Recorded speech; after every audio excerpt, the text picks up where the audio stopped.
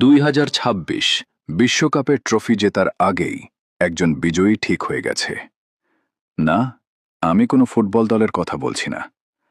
আমি বলছি এমন এক শক্তির কথা যে পুরো পৃথিবীকে এক মাসের জন্য এমন এক নেশায় ডুবিয়ে রাখতে চায় যাতে কেউ অন্য কিছু নিয়ে ভাবার সুযোগই না পায়।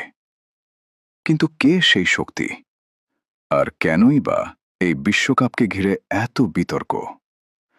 চলুন রহস্যের গভীরে যাওয়া যাক।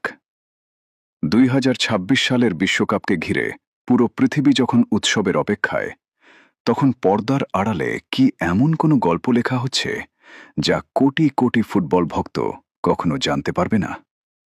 এটা কি শুধুই একটি ফুটবল টুর্নামেন্ট, নাকি এর পেছনে লুকিয়ে আছে ক্ষমতা, অর্থনীতি এবং বৈশ্বিক রাজনীতির এক বিশাল খেলা? চলুন আজ সেই পর্দা সরিয়ে দেখি।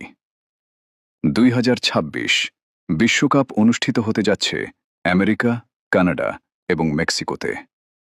ইতিহাসের সবচেয়ে বড় বিশ্বকাপ, সবচেয়ে বেশি দল, সবচেয়ে বেশি স্টেডিয়াম, সবচেয়ে বেশি দর্শক।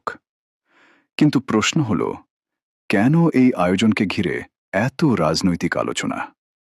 এই প্রশ্নের উত্তর খুঁজতে হলে আমাদের বুঝতে হবে একটি গুরুত্বপূর্ণ শব্দ: স্পোর্টস ওয়াশিং। স্পোর্টস ওয়াশিং বলতে বোঝায় খেলাধুলার জনপ্রিয়তাকে ব্যবহার করে কোনো রাষ্ট্র বা শক্তিশালী গোষ্ঠী নিজেদের ভাবমূর্তি উজ্জ্বল করার চেষ্টা করা। ইতিহাসে এর বহু উদাহরণ রয়েছে। 1936 সালের অলিম্পিককে ব্যবহার করেছিল নাৎসি জার্মানি নিজেদের শক্তি প্রদর্শনের জন্য। বিভিন্ন সময় বড় বড় ক্রীড়া আসরকে ব্যবহার করা হয়েছে আন্তর্জাতিক ইমেজ তৈরির হাতিয়ার হিসেবে। আর তাই অনেক বিশ্লেষক প্রশ্ন তুলছেন, 2026 বিশ্বকাপও কি শুধু ফুটবল নয়, বরং সফট পাওয়ারের একটি বিশাল প্রদর্শনী? এই প্রশ্ন আরও জোরালো হয়ে ওঠে যখন আমরা রাশিয়া ও ইসরায়েলকে ঘিরে ফিফার সিদ্ধান্তগুলোর দিকে তাকাই। 2022 সালে ইউক্রেনে হামলার পর খুব অল্প সময়ের মধ্যেই ফিফা এবং ওয়েফা রাশিয়াকে আন্তর্জাতিক ফুটবল থেকে নিষিদ্ধ করে। সিদ্ধান্তটি বিশ্বজুড়ে আলোচনার জন্ম দেয়। ফিফার অবস্থান ছিল ফুটবল শান্তি ও ঐক্যের প্রতীক। কিন্তু এরপর আরেকটি প্রশ্ন সামনে আসে।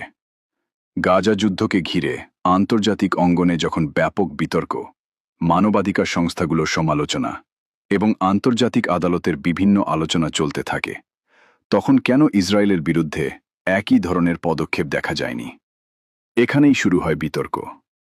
সমালোচকদের দাবি, আন্তর্জাতিক ক্রীড়া সংস্থাগুলো সব ক্ষেত্রে একই মানদণ্ড অনুসরণ করে না। অন্যদিকে ফিফা ও তাদের সমর্থকরা বলে, প্রতিটি পরিস্থিতি আলাদা এবং সিদ্ধান্ত আলাদা প্রেক্ষাপটে নেওয়া হয়। কিন্তু সাধারণ মানুষের মনে প্রশ্ন থেকেই যায়, নিয়ম কি সবার জন্য সমান, নাকি আন্তর্জাতিক রাজনীতিতে শক্তিশালী মিত্রদের জন্য এক ধরনের নিয়ম আর প্রতিপক্ষদের জন্য আরেক ধরনের নিয়ম? এই প্রশ্নের উত্তর খুঁজতে গেলে চোখ চলে যায় অর্থনৈতিক বাস্তবতার দিকে। ফিফার আয়ের বড় অংশ আসে সম্প্রচার সত্ত্ব, স্পন্সরশিপ এবং বাণিজ্যিক অংশীদারদের কাছ থেকে। বিশ্বকাপ এখন শুধু একটি খেলা নয়, এটি শত শত বিলিয়ন ডলারের একটি বৈশ্বিক ব্যবসা। আর যেখানে এত বিপুল অর্থ জড়িত, সেখানে রাজনীতি ও ব্যবসা সম্পূর্ণ আলাদা থাকবে এমনটা বিশ্বাস করা অনেকের কাছেই কঠিন। 2026 বিশ্বকাপকে অনেক বিশ্লেষক দেখছেন আমেরিকার বৈশ্বিক প্রভাব প্রদর্শনের একটি বড় সুযোগ হিসেবে। কারণ পৃথিবীর বিভিন্ন অঞ্চলে নতুন নতুন শক্তির উত্থান ঘটছে, বিশ্ব অর্থনীতি বদলাচ্ছে, নতুন জোট তৈরি হচ্ছে। এই পরিস্থিতিতে বিশ্বের সবচেয়ে জনপ্রিয় খেলাকে কেন্দ্র করে এমন একটি আয়োজন নিঃসন্দেহে সফট পাওয়ারের বিশাল মঞ্চ।